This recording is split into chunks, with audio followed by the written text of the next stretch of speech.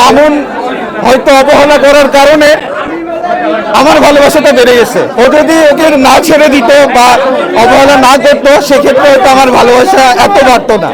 ওর অবহেলাতে আমার ভালোবাসার পরিমাণটা বেড়ে গেছে, আমি এটা মনে করি। ওর সাথে থাকলে আমার পৃথিবীর সবকিছু ভালো লাগে। এটা কেন ভাইয়া? এটা এক্সপ্লেন করার মতো না, এটা যার যার পারসেপশন, এতটুকুই। ভালো লাগে, ভালোবাসি, এই তো, এর বাইরে কিছু না। দেখুন ভাই, এত ভালোবাসা আপনার কোথা থেকে আসলো? আসলে একটা সময় দেখেছি যে মামুন এবং লায়লার ভালোবাসা, তারা লায়লা মজনু, মানে এই ব্যাপারটা ছিল। এখন লিখুন লায়লা, মানে এই ব্যাপারটা কেন ভাইয়া? বেসিক্যালি আমি যেটা বলবো যে মামুন হয়তো অবহেলা করার কারণে আমার ভালোবাসাটা বেড়ে গেছে। ও যদি ওকে না ছেড়ে দিত বা অবহেলা না করতো সেক্ষেত্রে হয়তো আমার ভালোবাসা এত বাড়তো না। ওর অবহেলাতে আমার ভালোবাসার পরিমাণটা বেড়ে গেছে, আমি এটা মনে করি। কতদিন থাকবে এই ভালোবাসা, নাকি আপনিও ছেড়ে দিবেন? আমি তো কখনোই ছাড়তে চাই না, আমি লাইফ টাইম থাকতে চাই। হ্যাঁ, লাইফ টাইম থাকতে চাই।